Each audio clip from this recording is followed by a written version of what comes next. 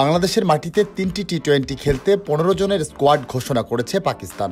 ঘরের মাঠে গেল সিরিজে বাংলাদেশকে হোয়াইট ওয়াশ করা দলে পরিবর্তন 6টি। দলে ডাক পেয়েছেন 2 পেসার আহমেদ দানিয়াল ও সালমান মির্জা।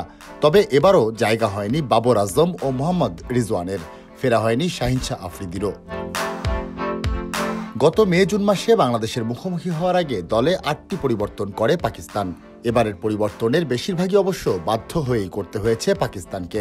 চোটে ভুগছেন 3 পেসার হারিস রউফ, নাসিম শাহ ও মোহাম্মদ ওয়াসিম জুনিয়র। একই কারণে মাঠের বাইরে লেগ স্পিনিং অলরাউন্ডার শাদাব খানও। সবশেষ পিএসএলের শিরোপাজয়ী লাহোর কালান্দার্সের হয়ে 4 ম্যাচ খেলে 9 উইকেট নেন প্রথমবার পাকিস্তান দলে ডাক পাওয়া সালমান। সব মিলিয়ে এই সংস্করণে 23 ম্যাচে 39 উইকেট শিকার করেছেন এই পেসার। বান্ডেল থাকলে প্রতি সেনমানিতে টাকা বাঁচবে। বিকাশ সেনমানি বান্ডেল কিনে জিতুন প্রতি লেনদেনে। দানিয়ালের ঘরোয়া টি-20 পারফরমেন্স তেমন উজ্জ্বল নয়। পিএসএলে পেশোয়ার জালমির হয়ে 4 ম্যাচে 6 উইকেট নেন তিনি। 37 ম্যাচের টি-20 ক্যারিয়ারে 28 বছর বয়সী পেসারের ঝুলিতে আছে 36 উইকেট। 10 দিনের সফরে 16 জুলাই বাংলাদেশে আসবে পাকিস্তান।